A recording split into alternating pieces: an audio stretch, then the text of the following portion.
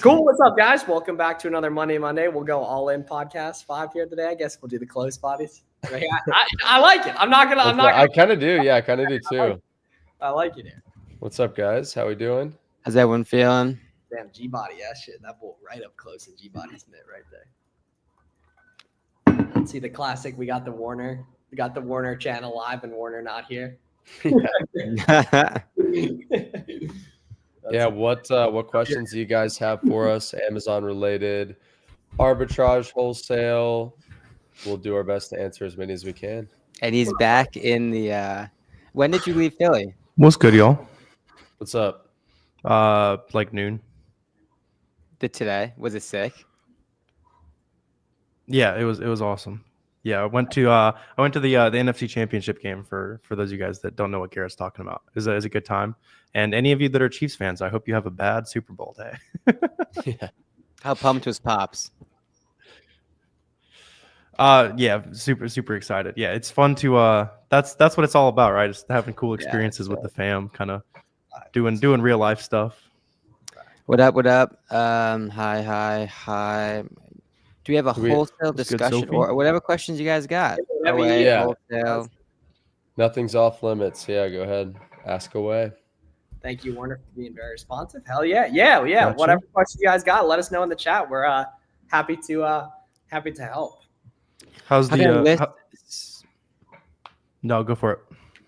Can I list the same item for FBM? So that's a huge hack that not enough people talk about, especially newer sellers, because you get theoretically extra buy box potential and just more access, right? So if you send in 50 units, those units can essentially go all over the country, and then you could simultaneously list FBM, and you can access that kind of local crowd as well. But just without getting into the weeds, just more access.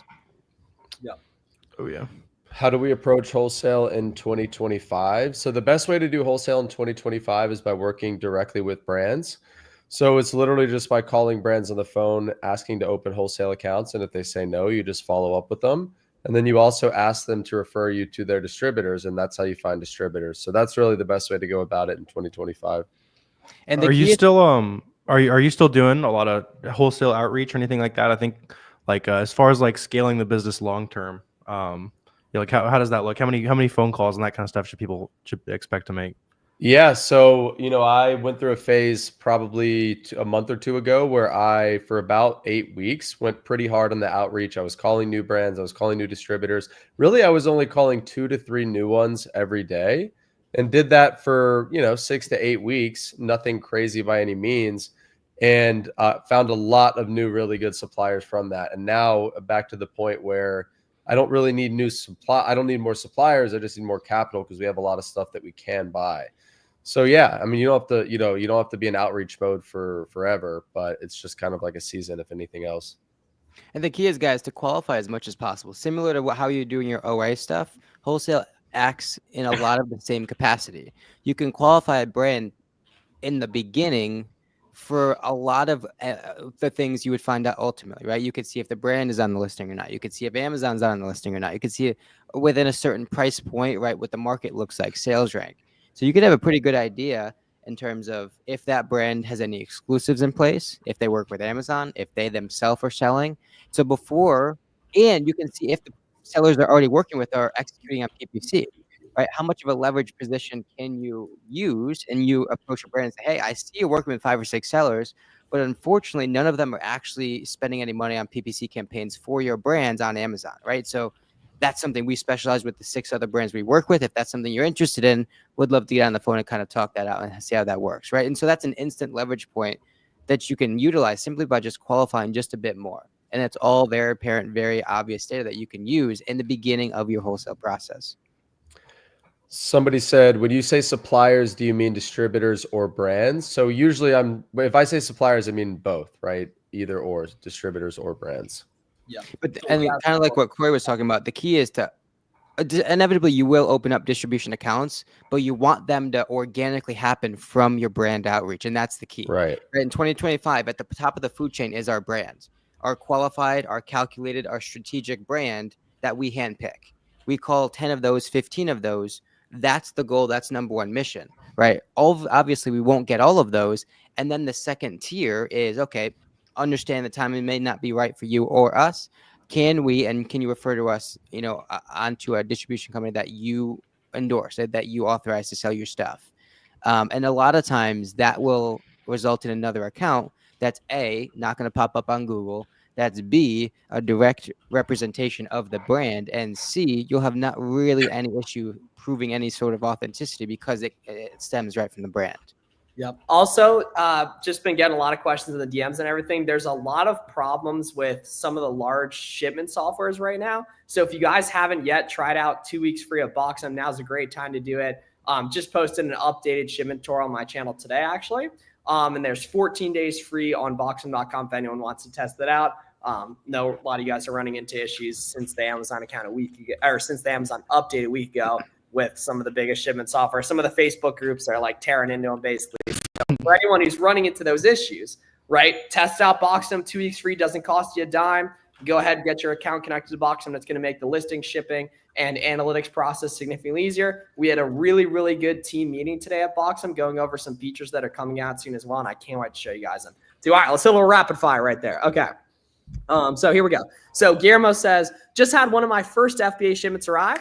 Come on now. Had some Dr. Squatch products get a cease and desist right away. So Guillermo, if you get an email or a customer message or a letter in the mail, what you need to immediately do is check the listing to see if people are getting kicked off it, and check your account health page on Amazon to see if it shows anything. If not, it's probably one of your competitors trying to scam you. So check your account health page and check the Keepa chart to see if there's people getting kicked off those listings. Yeah, you'll collect those, Guillermo. Yeah, start adding them to the pile. I've had literally one of those letters have ever turned into an IP complaint or anything like that. So generally, you can just kind of ignore it. And I mean, that's exactly the right thing. And it doesn't even stop there, right? It's the entire positioning discussion, right? When we're approaching wholesale, it's all about how we position ourselves as a business, as a company, as a partner, as a relationship, right? We're not just an Amazon seller, because the second you kind of devalue yourself as just an Amazon seller, you're pigeonholing yourself as just one thing. But you're an e-commerce professional, you're a retailer, you're a distribution company, you're so many different things. You're a Walmart seller, right? You have so many different arms to your business that is more than just an Amazon seller. And unfortunately, Amazon sellers have kind of earned a reputation that it's kind of a negative impact sort of situation over the past couple of years. And so we have to disassociate ourselves from all the other Amazon sellers in the past. A lot of them just like ordered stuff and never paid, and just like completely like egregiously wasting their time. So like you probably Corey, how do you go ahead and differentiate yourself in those initial conversations? Because that's where I think a lot of people go wrong, is they hear we don't do Amazon sellers and they run away, right? Low key to avoid confrontation, and they not want to actually do the work. But that's a deeper issue we'll talk about later. But tactically, right, how do you go ahead and differentiate yourself differently? Yeah, so really it's all about just positioning yourself properly, and really it's just how you describe what it is that you do, right? Even if you're brand new, they'll take you seriously if you say the right things. So what I like to say when I call up a supplier is I say, hey, my name's Corey. I own a retail and distribution business here based out of Charlotte, North Carolina. And so that's where you're saying, right? You're not saying, hey, I'm an Amazon seller. You're saying, I own a retail business, right? I'm a retail business owner. And to take it a step further, you could refer to yourself as the buyer, right? Because typically serious companies have buyers. So instead of the owner being the one making this cold call, you're like, hey, I'm the buyer for this retail and distribution from the sales business. Department of company X. Yeah, exactly. So again, you're positioning yourself as more of a serious company. You're the buyer for this retail business. And then you transition to being as specific as possible about what it is you're looking for. This is when you want to mention specific products, and then if possible, the quantity that you're kind of considering that you would buy, assuming it's profitable. And then asking them to be transferred to somebody there in sales who's incentivized to process that order for you and who probably makes commission off you buying stuff from them. So again, it's all about that positioning and saying the right things from the initial contact. I mean, being prepared and specific, right? I mean, ASDs in a couple weeks, couple months, or whatever. It's not going up to a booth and say, hey, I'm an Amazon seller, I want to buy your stuff. It's, hey, I see you have a bunch of grocery products. We buy a bunch of grocery products. We're looking for UPCs XYZ, about 1,000 of each. Can you help out? right? Those are two wildly different approaches, wildly different tactics, and you're just established way more authenticity to what you're showing, what you're saying, and accreditation as well, right? With specifics around quantities, ideal target price points. That's all going to kind of bode well for that initial impression, that initial conversation. Yeah. Would you say Yep. you were doing more FBA or FBM or just FBA? Yeah. So over time, you switch to mainly FBA, but as a beginner, you should primarily do FBM. And then Carlos is an excellent question here too. How do you tell if a product is good for FBA or FBM, and can I differentiate them? Yeah. So it's all in the seller and profit calculator. The base seller and profit calculator is going to show you the FBA numbers. But if you scroll down and toggle to FBM, you're going to see the FBM numbers there, right? So Carlos, go through my merchant fulfill tutorial that I posted probably a week ago or so, and that'll show you what a listing you can't FBM looks like and what a listing you can FBM looks like based off of checking if other sellers are FBMing that listing and getting buy box share FBM. Yeah. Yep. Claire had a good question there. Yeah, you do FBM. Don't like the fact your address is shown early, but you can get a like a UPS box if you want to do it that way. That's a great way to do it because you get a UPS address for like $400 or $500 a year, and then it can even like be your business address too, which makes sense if you want to kind of anonymize things, make it easier to or a little harder to find you. Is there ever a situation where I can sell on a product that Amazon is selling? 100%. Yeah. So there's some listings where Amazon's on it and the offer count is completely blocky. And the buy box statistics on Keep Up show Amazon is 100% of the buy box. Those you're going to have to avoid. But for example, I found a profitable lead this morning, a hoodie, where there were like 9 sellers on it. Amazon was on it, but the buy box share in the Keep Up buy box stats showed that Amazon was only getting buy box share like 25% of the time. And the offer count showed nice up and down movement. So I knew that there were third-party sellers getting sales and selling out on that specific item right there. So yeah, that's basically the thought process. The best products sell on Amazon, whatever has a low sales rank and that you can track down profitably, my man. Yeah. Yeah. Let's get a good listing question. And the key is that acquisition, right? That ease of efficiency, because a good product to you, you can order 1,000 from Dick's without getting canceled. But for someone else, they may not have that same sort of ease of purchase, that same sort of acquisition. And so it's not a good product, right? It sort of depends on the price point, the velocity, how you can acquire the product. That's why a lot of people favor wholesale as opposed to OA. All those things come into the question, come into the conversation when we're talking about a good product. Yeah. How do you get target invoice as a PDF?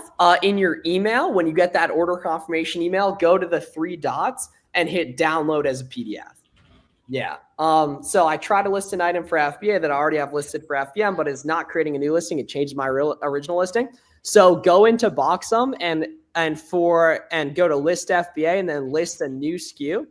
And then when you go to create the shipment, don't select the existing FBM SKU, select the FBA SKU. It's always doing laundry. How is he always doing laundry? Every time. I only have a couple towels and I'm not going to reuse towels like a hooligan. I mean, I don't know if you guys know Miles, but he's a very routine-based dude. So it's not surprising that he's doing laundry every morning, every Monday at what? Every Monday at 5 p.m. Yeah. 5:15. Fair enough. I respect it. I mean, same food spots, same schedule. Creature of habit. Yep. What's up? My boy CV in the cut. CV just made his second sale yesterday. Probably made some other sales since then. Congrats, Charles. What conferences or trade shows do you guys suggest for new buyers, Amazon sellers? I mean, so the biggest one, and not necessarily from like a buying perspective, but just from like a networking value perspective is ASD, right? There's one probably in a couple of weeks. There's one in August, September-ish. And that's really going to be a good opportunity to meet people, right? We're going to be there in the fall. I'm probably not going to be there next month, but just an opportunity to be around a lot of Amazon people. Of course, there's brands and distribution companies and sales reps there as well. But more importantly than that, it gives you an opportunity, just like Miami Seller Conference, to kind of materialize a lot of the connections that you're having with, people you're talking with on the internet. And there's so many smaller trade shows that you can look up on Google as well. The beauty of trade shows too is that if you just show up and talk to as many people as possible, you're going to come across some really good opportunities. I'm headed to a trade show this weekend. We're going to the Great American Outdoor Show in Harrisburg, Pennsylvania. We're going with the wholesale. We're doing a wholesale network meetup up there. So we've got the whole community meeting up there. I'm going Friday through Sunday, and we're walking the floor like pretty much the whole day on Saturday. And I think we looked at the website, there's like 984 total exhibitors at the show. And we've already started to put together a short list of brands that, look really good, that have products that are already selling well on Amazon. And we're just going to walk up to the booths and talk to the people there. And it's amazing how much easier the conversations are in person and how much faster you build rapport. And like, you can put deals together like on the spot at trade shows. Seeing somebody smile is a lot better than just kind of like talking. You have no idea what their real intentions are. It's easier to see it in person. The good thing is a lot of these companies set KPIs for their sales reps, right? Motivation and kind of some sort of indicator of whether that trade show is valuable, right? So a sales rep can show up with a KPI, a metric of, call it 50,000 of revenue or 1,000 or 100,000, whatever that number is. And so if you catch them, right, maybe at the end of the trade show and they need to sell another $20,000, $30,000 worth of stuff, well, if you have a couple of UPCs in mind, those people are going to be very, very motivated to make something happen, again, because they have also KPIs and things they need to hit for their own good. Yep. Yeah. Look at like smaller trade shows too. There's a million Amazon sellers that go to ASD. You might be the only Amazon seller at like a local, local trade show, like a certain like niche trade show too. Like, yeah, just go where there's not a million other Amazon sellers. Not that you can't sign some deals at ASD, but yeah, just come prepared to like the smaller shows. Just in like the Philly area alone, there's probably 50 different arts and crafts trade shows if for someone that's into that, right? And then tools and all sorts of stuff. Damn, that's right near where I used to work back in the day, the Pennsylvania Farm and Complex Expo Center. Yeah, go to Massino's at 9 p.m. on a Thursday and get a dozen hot bone-in wings and fries and tell them Miles sent you. I did your free class last week. I really enjoyed it. Appreciate it, Brad. Applied for my seller account. It'll take like 2 to 3 days to get approved. Do you guys believe in virtual assistants? 100%. Yes. I do believe in them. Yeah, I like it. It's like, do you believe in Santa? Do you believe in virtual assistants? It's like they're make believe. Yeah. It's like, again, like you have to approach it the right way. There's tons of people that waste thousands of dollars on VAs that aren't managed properly, that aren't organized properly, and that aren't directed properly. Right. And so VAs are great, but they could also just be another line on a balance sheet that's eating your revenue or that's eating your profit. It's once you're to the point where you're like, all right, I know exactly what I would do with an extra 40 hours a week if I could work it. Then all right, now you hire. Yep. Yeah. Can't at the FBM. Yeah, you're just gonna have to either remove order or just sell it through on that FBM offer and maybe just price up temporarily on the FBA once it's checked in. And take advantage of the prime bump right there. Hey, don't shoot the messenger right there. Hey, box them, right? You said it. Free. Yeah, 2 weeks free right there. Yeah, test out, box them right there. There's more. It's more than rumors. It's more than rumors. Yep. Malik, so the best way to connect and network with other wholesale sellers is just on social media. So Twitter's a great place to do that. There's a lot of really good sellers that hang out on Twitter and Instagram. So I would just start posting there and start just kind of sharing your journey, and people will kind of naturally reach out, and you'll start to build a network that way. Yeah, and engage, and don't just post stuff, but show love on other people's posts. Drop a heart eye emoji on one of Corey's videos. Y'all ever use Target to get engaged? Yep. Email confirmation. Yep. Email confirmation email right there. How do I source products that are profitable at Walmart? You do not source profitable products at Walmart. You find listings that sell quick and you make them profitable. Google them to see what they're carrying. Don't worry about finding places to source. That's way harder when you don't yet know what to look for. Find products to source on Amazon that wouldn't be on Amazon if people weren't making money. The only reason people are selling these items on Amazon choosing storefront stocking is because they're making money on it, right? So like, if you want to see what that looks like, Verena, watch my free course. And the thing is, like, seller eliminates a lot of the guesswork of the where question of where to buy things, right? If you qualify a listing based on all the factors that you're looking for, sales rank, velocity, competition, all those things, just allows seller app to tell you where to look. It'll give you 4, 5, 7 different OA sites to consider, to look at, all different potentially prices, some of which you've never heard of. And so that's inherently going to open your eyes to different sites and different places to acquire products. Granted, right? You notice whenever we're talking about qualifying products, we don't talk about price point. We save that to the very end because, again, that's the biggest sliding scale. That's the biggest mechanism. That's the biggest variable in the entire equation. $20 item you can get for 17.5 by using 3 different tools in your toolbox, right? Buy a discounted gift card, buy an extra sale, by asking customer service for the hookup. All those sorts of things work, right? But your toolkit is going to look different on every OA site.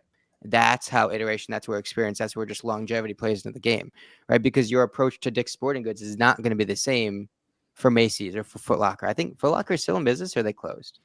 They're still in they're business, still yeah. around. They're still around. Yeah. What was the one that closed? Foot Action in East Bay. East Bay. That's the one I was thinking of. East Bay. Yeah. Yep. That was the OG. That was the OG ungate. You pay $2,000 to learn how to get ungated, and it's a page PDF that says go to East Bay and buy 10 things. Right. Yeah. Chip, my first 1K month. Hell yeah. Let's go, Jerry. When I bought it at a different price, do you create another listing track price differently? So Boxem, if you just update the buy cost, it's going to put those units in, correct? Even if it's different SKU, or even if it's the same SKU. But yeah, typically, Jerry, just do a new SKU. Makes it nice and easy. Wasn't I think Ben Books was at the game yesterday, if I'm not mistaken. Really? I know Nick was too. Spizak was there. Yeah. Oh, really? Yeah. 3 times already. Did you link it at the tailgate? I didn't even realize they were there until I saw the stories like after the game. And That's stuff. funny. Yeah. Amazon is closing all its warehouse. What can I do as a new seller? That's not going to affect you at all because Amazon's just going to reroute your inventory to different. Yeah, that shouldn't affect you. Yeah. So, for example, Jack here. So, Jack's doing an excellent job documenting his journey on social media. So, I actually know that Jack's already a really, really good seller, and he should totally get a VA now.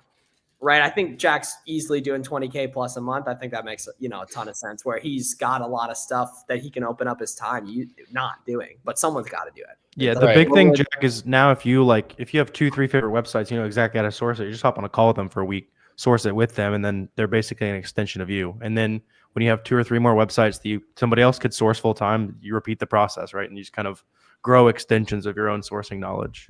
Yeah. What would you order to get grocery ungated? So that's the incorrect question, right? Because what you should be doing is sourcing and then ultimately running into products that you can't yet sell. And that's the better question, right? How do I get ungated with this as opposed to what do I use to get ungated?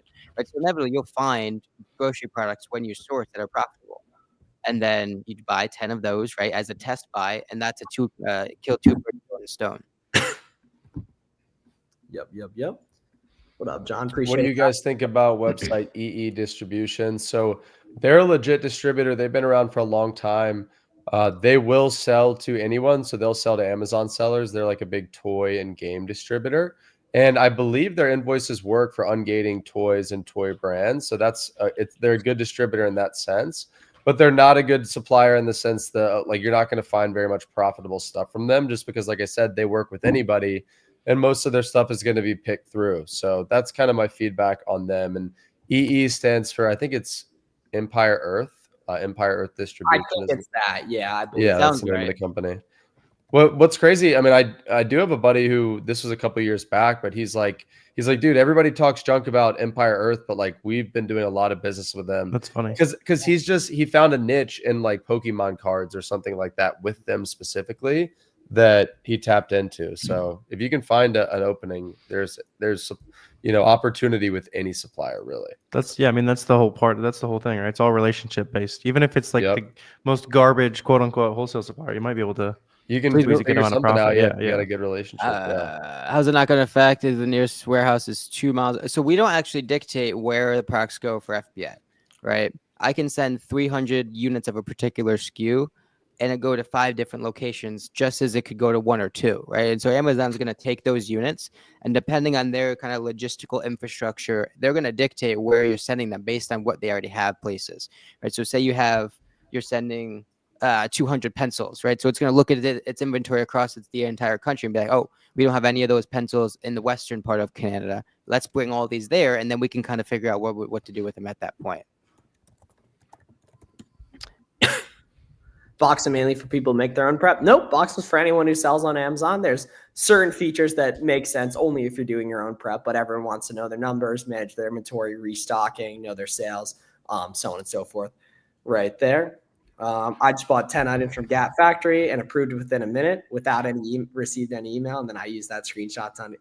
All right, so that is a great sign from the universe. That is an excellent sign from the universe. Now that works for everyone. It just typically doesn't work in the first try. Attaboy. That's what I'm talking awesome. about. Yep. reached out to a lot of brands and distributors, and they say they don't sell to Amazon sellers anyway to overcome this. So specifically with brands, you have firsthand knowledge that they do, in fact, work with Amazon sellers. And so any of those brands, what I would do is go into open up a couple listings, identify if any of the sellers on that brand are A, running any PPC, that's an immediate leverage point that'll get you inside the door. B, ask them the sorts of volume and quantities that other sellers are buying, and if you can match that or increase it, that's another leverage point.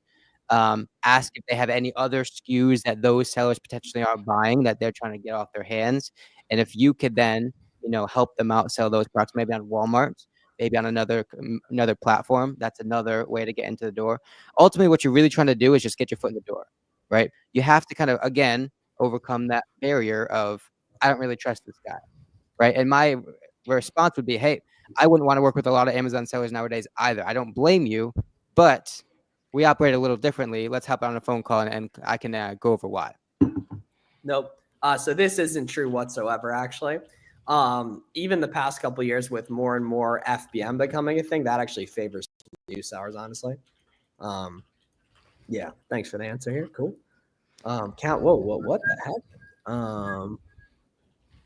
Case, I'm not sure what you mean on that, Kai. Oh, I think he was saying earlier that he's selling airsoft pellets and that the listing, the list. What was scroll up? There's another comment from him up here, but he talks about I think it's an issue with the listing of some sort, not so much with like the regulation of the product. Is what it looks like. Interesting. Are you worried about Trump's tariffs? I keep seeing videos that's going to ruin 90% of Amazon sellers. Now I'm about to start. So the cool thing is, Jessica, those will not affect the business models we talk about on here whatsoever. I have no idea how they'll affect private label, which is buying stuff from China, which they probably will, honestly, Jessica. Yeah. But that has quite literally zero effect on the reselling business model. If anything, it's going to lead people to buy more, like American brands, yeah. Exactly, yeah. So yeah, it's gonna have no effect on us, Jessica. And the reasoning on that and why it does affect the people making videos about it is because they're talking about buying stuff from China, right? Meanwhile, we're talking about reselling products, right? So if you watch any of our YouTube videos after this, Jessica, you'll see we're talking about existing brands, big brands people already know, like, and trust that they're searching for on Amazon, rather than creating our own brand and creating the demand, having to run ads, buy stuff from China, spend a bunch more money up front, wait for that stuff to get here. So yeah, it actually probably will affect those people talking about PL, but PL is not really that beginner friendly in our opinion. Yeah, because that's just going to mean that it's going to just cost Americans more money to start a business, basically, if they're buying from overseas. And since we're buying stuff that's already over here, it doesn't matter. So Kiro said, does the place of the distributor or wholesaler matter? Should I focus on my state? So you can work with local suppliers. They don't have to be local to you. There are some benefits to working with local ones, like being able to meet them in person and being able to go pick up your orders. But in general, I work with suppliers around the country. And as long as you have a shipping address or like a prep center that's somewhere near them, it doesn't need to be in the same state, but just somewhere near them to keep shipping costs low, then you'll be perfectly fine. Where should I start learning from you guys? Yeah, all our YouTube videos. Warner and I both have free courses you should check out, Jessica. I think that's a great place to start. We've all, for 2025 so far, been posting a bunch of basic tutorials, all the different softwares and everything. And then if you want some audio-based content too, Jessica, we posted some really good Buy Box Bandits episodes lately. One on how to start Amazon wholesale, one to start how to just start selling on Amazon in general, and then one with Claudine from Amazon Love Story. He's actually a mom of 5 who's a part-time seller, talking about how to succeed as a part-time seller in 2025, even if you got a ton of other stuff going on in your life, like I'm sure a lot of you guys watching do. Miles 8-hour course, a great start. Appreciate you, Jerry. Appreciate you. Yeah, check that out. Yeah. How can you find prep centers that let you use Boxem for prep? Yeah, so just like find a prep center and then tell them that you use Boxem. If they're not used to it, you can just put them on. A ton of prep centers have been switching because it's just objectively the easiest to use these days. It's your prep center will like you if you help them save a bunch of money on labor. So that's should be an easy sell if they're not already using it. Yep. So yeah, check that out, guys. Just give it a test. There's a bunch of you guys watching this haven't yet tried it out. You know what I mean? A lot of you guys are running into issues with, some of the big ones. Give us a shot. We got a ton of other cool features coming soon. We're super excited to share with you guys. Even as soon as, in the next couple weeks, if we get it rock and rolling for you guys. Somebody asked earlier, do you guys recommend a service that helps you find products? So my answer is no, because learning how to find products is the core skill for this business. So that's something you're going to need to learn yourself. Just hiring a service to do that for you is probably not going to be worth your money, and they're probably not going to be very good leads anyways. So my advice is just to put in the work and learn that process, and then do it that way. It's just going to be the best way to go about it. Yeah. How much is a VA and when should you start considering it? We'd say like, 10 to 20K plus a month, Kiro, right there. So when you really know and trust that, Amazon's something you want to consider long-term and do long-term, VA cost is going to really vary. Typically around $300 to $600 per month, but it highly varies how good a VA is, how much experience they have, how much they want, right? And then how much time you need them for, that's too. what I was just going to say. Yeah, because there's a big difference between a college kid part-time for admin work versus a savage product researcher that's worked for Corey for 4 years or whatever. You know what I mean? That's full-time, 40 hours a week, Yeah, it's a big deal. Like Corey pays the high for his VAs, but they've been with him for years. He trusts them. They add massive value to his business and to his life. Yeah.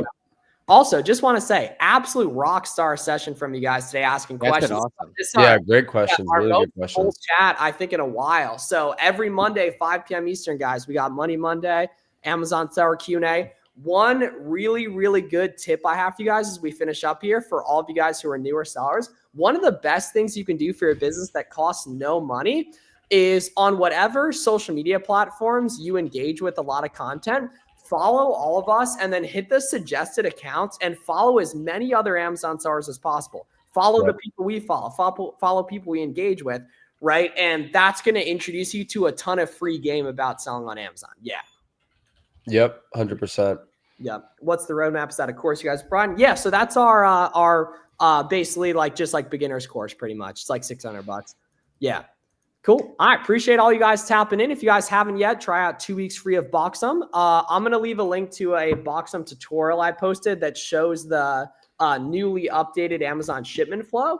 So that's what you guys should check out if you want to get caught up to speed really quick with how Boxum actually works in terms of on the new Amazon shipment flow and everything right there. Do you want to get started? Hell yeah. Steven, I we need to find your question here. Steven, I'm going to find a question here. Okay. And, hey guys, situation question. Amazon fulfills the order. Order's delivered. Customer then messaged me and says the package is empty. They're trying to scam you. They can reach out to Amazon if they want to. Nothing's required of you. Yep. Yeah. If Amazon fulfills the order, then it's on Amazon to service that customer and provide reimbursements as needed. So you won't take the hit for that. That's the value of using FBA. Yeah, grocery ungated, Target. Yeah, Yogi T at Target. Yeah, Yogi T at Target right there. All right. Yep. Have a great night, everyone. Appreciate you guys tapping in. We'll see you guys next Monday, 5 p.m. Eastern. And any questions you got, you can DM any of us on socials. And place to start, Warner's free course, my free course. Check out these guys' videos as well. A lot of free content going out. Buy Box Bandits podcast. This was an epic Money Monday. We'll see you guys next Monday, 5 p.m. Eastern as well. Turn on post notifications so you guys want to get notified of that. If you guys see in the headlines tonight that like they thought 2016 LeBron was playing pickup at a basketball court in Miami, just know that's me. Y'all have a great day. See you guys soon.